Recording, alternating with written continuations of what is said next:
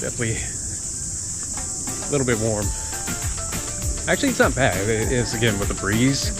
But I think with, like, again, it's kind of like what we found out in Key West, where, again, you keep moving, the heat does not hit you. We're going to go all the way up there. Dude, it's 109 steps. We got some good rest last night, so. And a good breakfast. Might as well.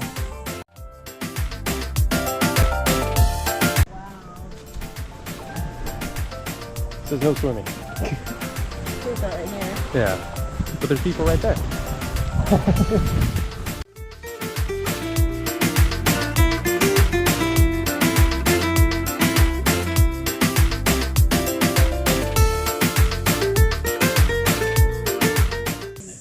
So when they got that rich, some people like to get richer, and what some of those guys did was take their ships and wait for those merchant ships to come up along the reef and then do things to trick them into running right into the reef. Then they would stand there with a contract that says, I will save your life, the life of your crew, in exchange for your ship and the goods aboard. So they were originally known as wreckers, but we kind of got to know them as pirates. And this area was heavy pirate city.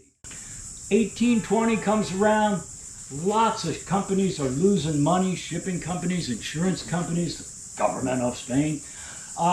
Went to the federal government and asked for some relief, and they said, well, what we can do is send you a lighthouse. But there was nothing here. So what they had to do was load up all the materials and the people to build a lighthouse that they already built. They already knew how to build it and had built one before.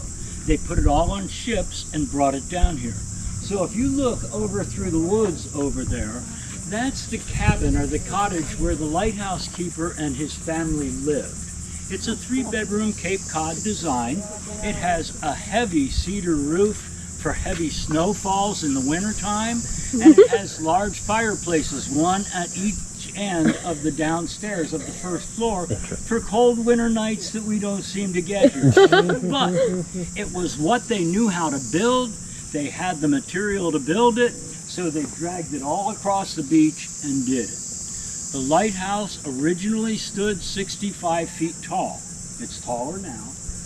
When it was originally built, it was lit with 17 oil-burning lamps with reflectors behind them. It solved the problem of people running up on the reef as they were normally navigating. So what happened was in 1878, when they turned that light on, they turned this light off, took our lighthouse keeper and his family, put him on a boat, and said, you live out there now. And that was his new job. But they turned this light off and left it untouched. And it just sat here and decayed until the 1960s. They came in the 60s and they put a look-alike together so that it looked like the lighthouse and it got them by. But also, there was nothing growing here at that point in time. So folks came in and planted different kinds of exotic plants in here, and what took over was Australian pines. So we had a huge pine forest in here. And all that lasted until Hurricane Andrew came through in 1992 and cleared the park again. Right?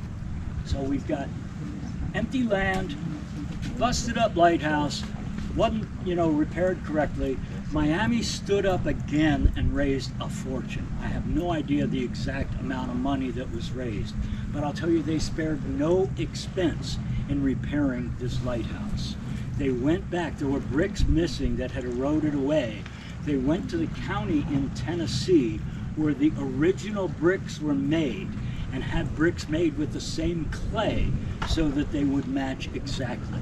They got all the drawings for the sand molds for all of the cast iron and recast everything to exactly the way it was in 1855.